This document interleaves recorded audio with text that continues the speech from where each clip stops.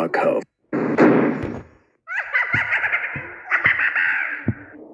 वो रात जब सुनील की लाश मिली थी, राघव धीरे धीरे आवाज दबाकर ये किस्सा सुना रहा था।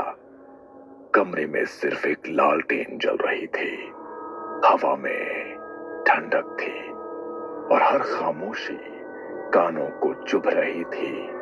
उसके सामने जितेन, अन्विता, रघुनाथ काका और पंडित कैलाश बैठे थे।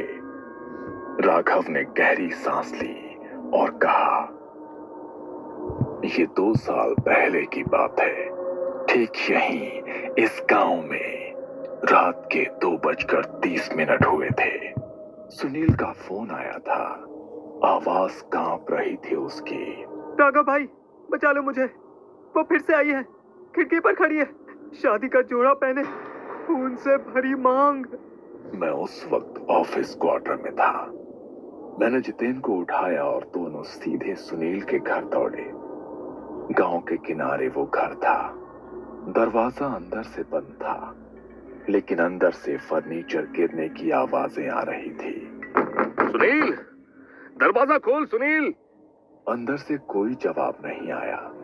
तभी खिड़की के शीशे पर खून का धब्बा छपा, जैसे किसी ने अंदर से हाथ मारा हो। जितेन ने दरवाजा तोड़ा।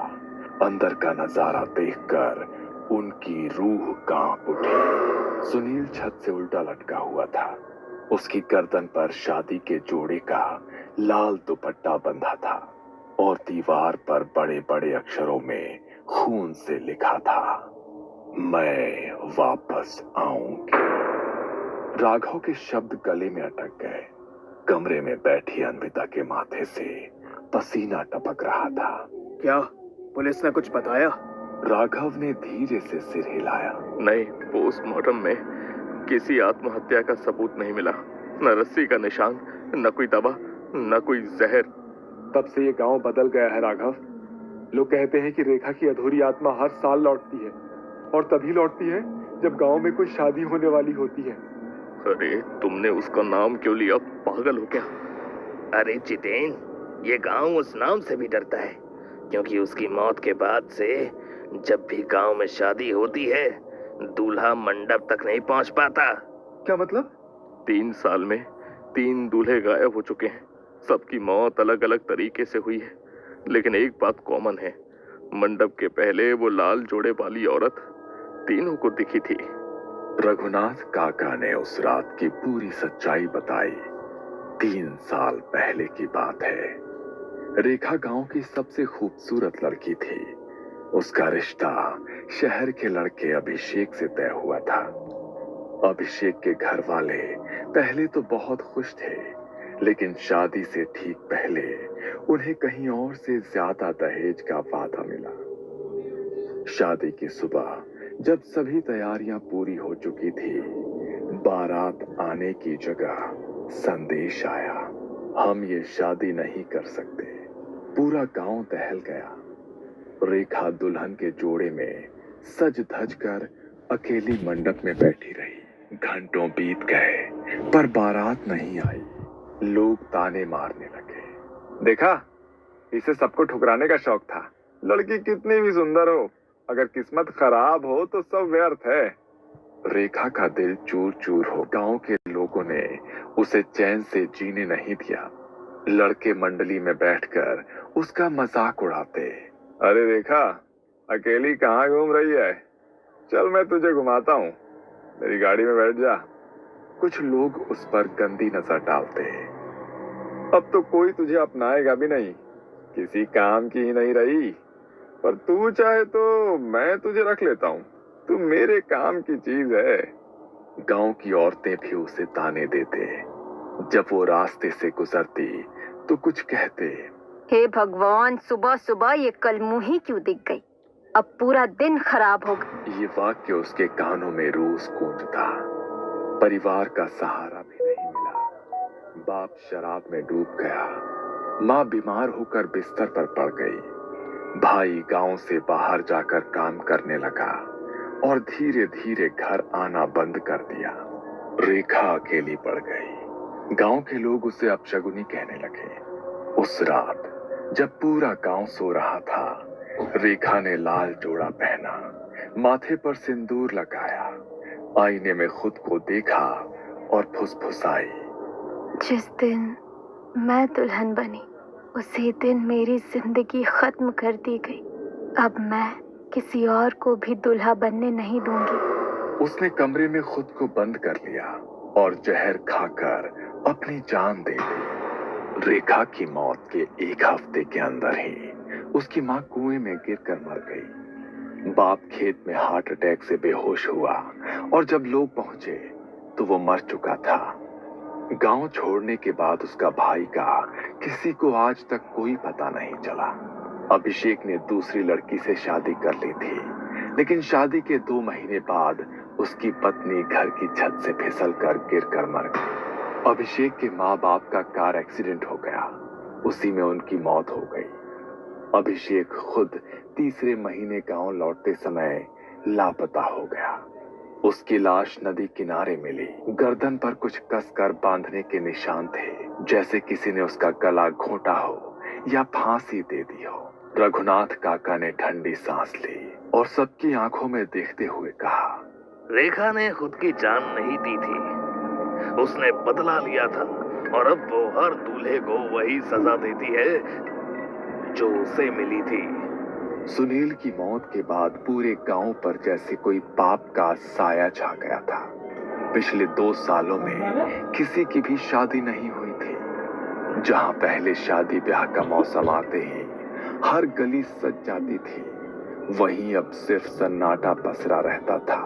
लोग कहते थे, जिसने भी मंडप की राह पकड़ी उसने अगली सुबह नहीं देखी। गांव की औरतें जब कुएं पर पानी भरने जाती तो अक्सर एक दूसरे से फुसफुसाती। अगर बेटी जवान हो भी जाए तो क्या करे, यहाँ शादी का मतलब दूल्हे की मौत है।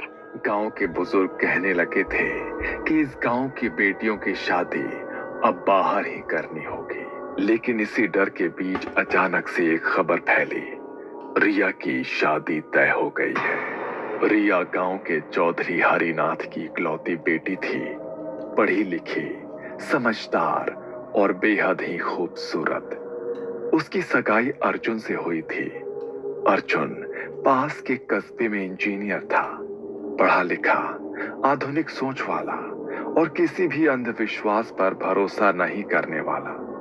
गांव वालों को हैरानी थी कि क्या अर्जुन और उसका परिवार सच में उस श्राप की कहानी से अनजान थे या फिर जानबूझकर उसे नजरअंदाज कर रहे थे। शादी की तारीख नजदीक आती जा रही थी।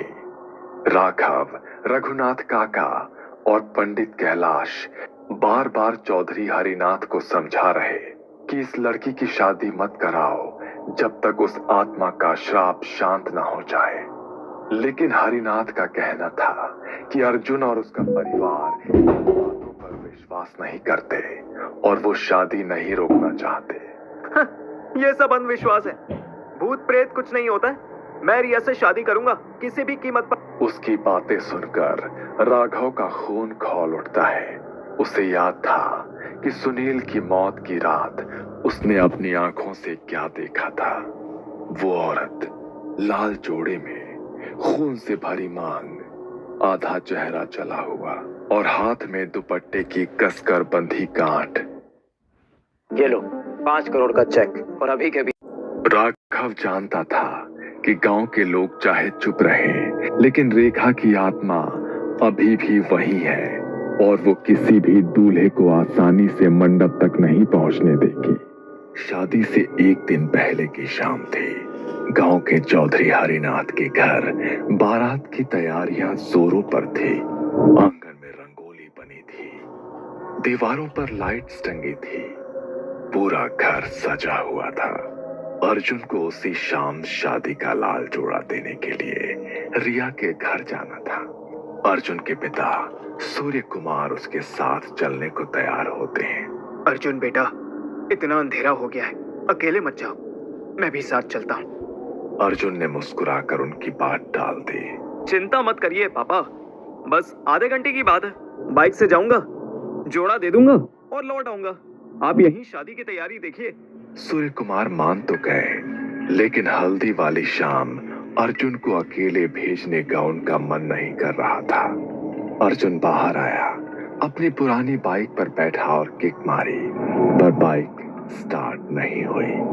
उसने बार बार कोशिश की, पर इंजन खामोश। करीब 10 मिनट तक मशक्कत के बाद अर्जुन ने सोचा कि कोई बात नहीं, पैदल ही निकल जाता हूँ। किसी को कुछ बताए बिना वो हाथ में लाल जोड़े का थैला लेकर गांव की तरफ बढ़ गया। शाम का समय था, लगभग 7 से 7:30 का समय होगा। डूबते सूरज की धीमी रोशनी में वो चलता जा रहा था।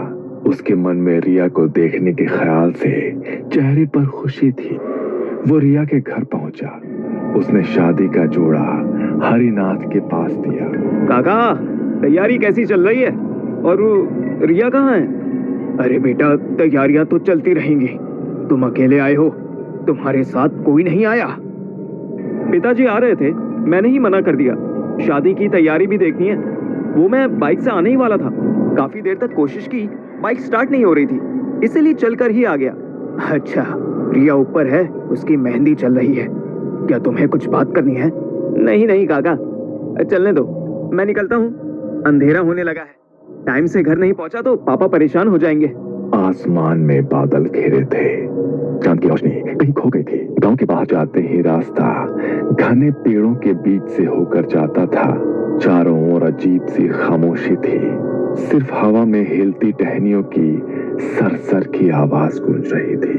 अर्जुन के कानों में लग रहा था जैसे कोई उसके पीछे चल रहा हो। वो रुका तो आवाज भी थम गई। वो फिर बढ़ा, फिर वही आवाज। उसका दिल तेजी से धड़कने लगा। उसने खुद को समझाया कि कोई बात नहीं, बस मेरा वहम है। लेकिन तभी उसने बहुत हल्की सी फुसफुसाहट की आवाज सुनी। अर्जुन ठिठक गया। उसने पीछे मुड़कर देखा, कोई नहीं। उसका गला सूख गया। उसने चलना तेज कर दिया। अचानक उसके पैरों के पास लाल चुनरी उड़ी और जाकर पेड़ की टहनी पर अटक गई। अर्जुन के पैरों की ताकत जैसे जम गई। धीरे धीरे उसने सिर उठाकर ऊपर देखा। दूर पुराने पीपल के पेड़ के नीचे एक औरत खड़ी थी, पूरे लाल शादी के जोड़े में, चेहरे पर घूंघट, हाथ में दुपट्टे की कसकर बांधी गांठ। अर्जुन की सांसें थम गई। उसने कांपते हुए पूछा, कौन हो तुम? वो औरत धीरे धीरे आगे बढ़ने लगी। उसके पांव जमीन को छू नहीं रहे थे, कुछ इंच ऊपर हवा में तैर रहे थे। अर्जुन की आंखों के सामने अंधेरा छाने लगा। तभी वो औरत रुक गई और धीरे धीरे उसने अपना घूंघट हटा। अर्जुन की चीख गले में अटक गई। आधा चेहरा पूरी तरह जला हुआ था। आंखों की जगह खून से भरे गड्ढे, जिनसे लाल बूंदें बह रही थी। उसके होंठ फटे हुए थे, पर उनसे स्पष्ट आवाज निकले, कल तू मंडप तक नहीं पहुंचेगा। अर्जुन वहां से भागने लगा। उसके कदम लड़खड़ा रहे थे, लेकिन डर ने उसे पागलों की तरह भागने पर मजबूर कर दिया। पीछे से ठक ठक की आवाज आ रही थी, जैसे कोई हवा में कूद कूद कर दौड़ रहा हो। अचानक उसे लगा जैसे उसकी गर्दन पर कुछ कस गया हो। उसने हाथ डाला। दुपट्टा, लाल दुपट्टा उसकी गर्दन के चारों ओर लिपटा था और धीरे धीरे कसता जा रहा था। वो किसी तरह घर पहुंच गया, पिछवाड़े से अंदर घुसा और दरवाजा जोर से बंद कर दिया। तभी बाहर से दस्तक होने लगी। फिर अचानक सन्नाटा। अर्जुन दीवार से टिककर जमीन पर बैठ गया। उसका शरीर पसीने से भीगा हुआ था। अर्जुन ने घर पर यह बात किसी से नहीं बताई। वो चाहता था कि किसी को डर ना लगे, लेकिन जैसे ही कमरे में गया, उसे गर्दन पर जलन महसूस हुई। उसने आईने में देखा, उसकी गर्दन पर दुपट्टे से कसने के गहरे लाल निशान पड़ गए थे। उसकी आंखों में दहशत साफ झलक रही थी, पर उसने खुद से बुदबुदाया, नहीं, ये सब मेरा वहम है। कल शादी है, कुछ नहीं होगा। लेकिन अर्जुन नहीं जानता था रेखा की आत्मा लौट आई थी और उसकी अगली शिकार की तैयारी पूरी हो चुकी। अर्जुन की रात नींद में नहीं बल्कि डर और सोच में बीती थी। आईने में दिखाई दे रहे दुपट्टे के गहरे निशान उसकी आंखों के सामने बार बार आ रहे थे। उसने किसी को कुछ नहीं बताया, न रिया को, न अपने पिता सूर्य कुमार को। उसके दिमाग में बस एक ही ख्याल था कि अगर मैंने सबको बताया तो लोग हंसेंगे, कहेंगे जिसने सबके सामने भूत को अंधविश्वास कहा वही अब डर रहा है। लेकिन उसे ये नहीं पता था कि उसकी ये चुप्पी उसकी सबसे बड़ी गलती बनने वाली थी। शादी शाम को थी। पूरा गांव रिया के घर आया था। मंडप सुनहरी झालरों और फूलों से सजाया गया था। ढोलक और शहनाई की आवाज गूंज रही थी, लेकिन फिर भी माहौल भारी था। लोग खुश दिखने की कोशिश कर रहे थे, पर हर कोई रिया की शादी को लेकर अंदर ही अंदर डरा हुआ था। लोगों की नजरें बार बार आसमान की तरफ जाती और सभी बस यही सोचते कि आज की रात कोई अनहोनी ना हो जाए भगवान। अर्जुन और उसका परिवार रिया के घर पहुंच गए। उसका चेहरा पीला पड़ चुका था, उसके माथे पर पसीना चमक रहा था। राघव, जितेन और पंडित कैलाश लगातार मंडप के चारों ओर घूम घूम कर मंत्र पढ़ रहे थे। पंडित कैलाश ने राघव से धीमी आवाज में कहा, आज रात कुछ अजीब लग रहा है राघव। हवा भारी हो चुकी है, मंत्रों को भी पढ़ने में भारीपन लग रहा है। राघव ने ठंडी सांस ली। अगर रेखा की आत्मा सच में लौट आई तो इसे रोकना मुश्किल होगा पंडित जी। जितेन पास ही खड़ा था। उसने धीरे से कहा, अर्जुन को बता देना चाहिए सब कुछ, वो नहीं जानता है कैसे बचना है। राघव ने सिर हिलाया। अब देर हो चुकी है। अगर आत्मा ने ठान लिया है तो कोई रोक नहीं सकता। शाम ढल चुकी थी। चारों तरफ दियों की रोशनी, हंसी खुशी की गीत, शहनाई की मधुर तान, सब कुछ दिखावे का था। अंदर से हर किसी के मन में सिर्फ रेखा का खौफ था। अर्जुन मंडप में बैठा था। पंडित ने शादी के श्लोक पढ़ना शुरू किए। चारों तरफ स्वाहा की गूंज सुनाई दी। हवन की आग की लपटें ऊंची उठ रही थी।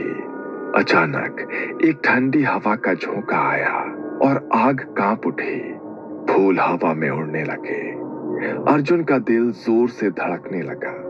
उसे लगा कि जैसे कोई पीछे खड़ा है। वो पीछे मुड़ने ही वाला था कि एक तेज हवा का झोंका आया और सारी लाइटें बुझ गई। मंडप पूरी तरह से अंधेरे में डूब गया। महिलाओं की चीखें गूंज उठी, बच्चे रोने लगे। फिर एक औरत की तेज हंसी गूंजी।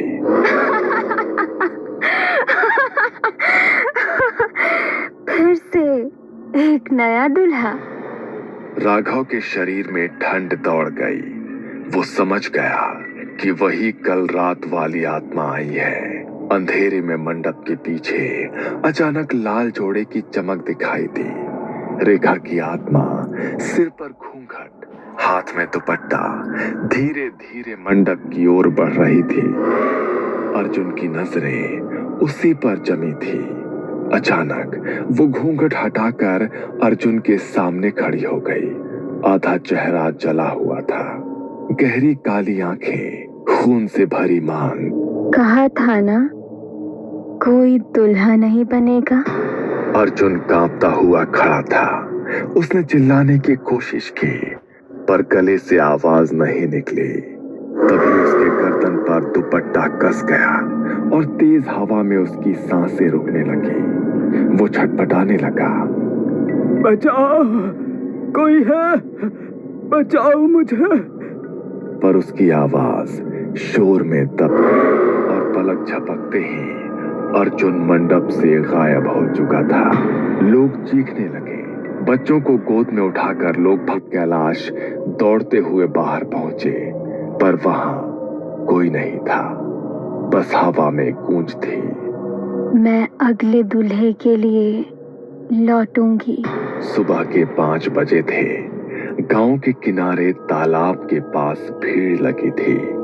पानी की सतह पर अर्जुन की लाश तैर रही थी, चेहरा पीला और आंखें पूरी तरह से खुली हुई, मानो मरते वक्त उसने कुछ देखा था, बहुत भयानक। राघव और जितेन दौड़ते हुए पहुंचे। लोग फुसफुसा रहे थे। फिर वही हुआ, रेखा की आत्मा एक और दूल्हा ले गई। राघव की आंखें अर्जुन के गले पर जमी थी। दुपट्टे की कसकर बंधी गांठ और सीने पर खून से लिखा था, मैं वापस आऊंगी। रिया का रो रो कर बुरा हाल था। वो अर्जुन की लाश के पास बैठी चीख रही थी और होठों से बार बार एक ही सवाल था।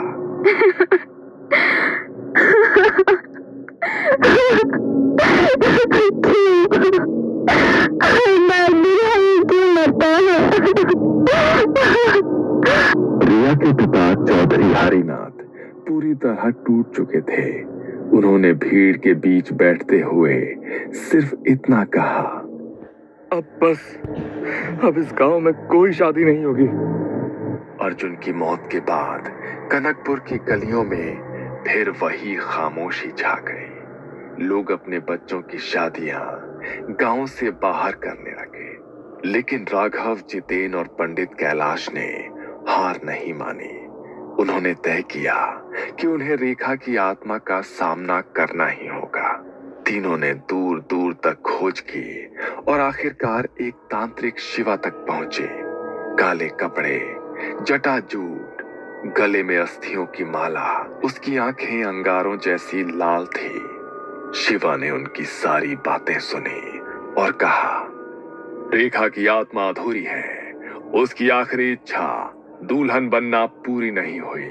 जब तक उसका यह अधूरापन नहीं मिटता, वो हर दूल्हे को मौत के घाट उतार कर रहे। लेकिन उसे रोका कैसे जाए? रेखा की आत्मा को शांत करने का एक ही तरीका है कि कैसे भी करके उसकी आत्मा की शादी करवानी होगी। सबसे ताजा आत्मा अर्जुन की है। उस रात गांव के बाहर घाट पर अनुष्ठान रखा गया। रात के ठीक 12 बजे चारों तरफ काली चादर सा सन्नाटा था। तालाब के किनारे 21 दिए जलाए गए। पंडित कैलाश, राघव, जितेन, रिया और तांत्रिक शिवा मौजूद थे। शिवा ने अग्निकुंड सजाया और मंत्रोच्चार शुरू किया। ओम क्षिप्रम प्रेतात्मा नाम मोक्षाय स्वाहा। धीरे धीरे हवा तेज होने लगी। दीपक की लौ एक एक कर बुझने लगी। अचानक ठंडी हवा का तेज झोंका आया और रेखा की आत्मा लाल जोड़े में प्रकट हुई। उसकी आंखों से खून की धार बह रही थी। बाल बिखरे हुए, दुपट्टा भीगा हुआ और होठों से फुसफुसाहट। मुझे मंडप में अकेला छोड़ दिया, अब कोई दूल्हा नहीं बनेगा। तभी शिवा ने ऊंची आवाज में मंत्र बोला, रेखा, अर्जुन की आत्मा को स्वीकार करो। तुम्हारा अधूरा बंधन आज पूरा होगा। अग्नि में आहुति डालते ही अचानक अर्जुन की आत्मा प्रकट हुई। सफेद कपड़ों में, खाली आंखें, लेकिन चेहरे पर शांति। रेखा की आत्मा उसकी तरफ मुड़ी, पहले चीखी और फिर धीरे धीरे रोने लगी। अर्जुन, अब कोई दुल्हन नहीं बनेगी। जब तक मैं दुल्हन नहीं बनती।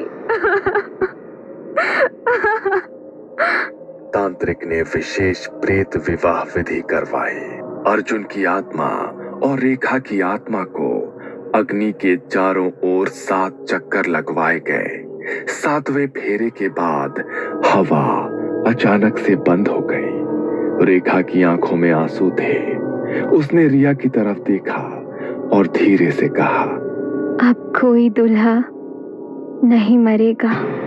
धीरे धीरे रेखा और अर्जुन की आत्माएं अग्नि कुंड की लपटों में समा गई। उस रात के बाद कनकपुर में कोई मौत नहीं हुई। रेखा की आत्मा शांत हो चुकी थी और गांव में शादियां फिर से शुरू हो गई।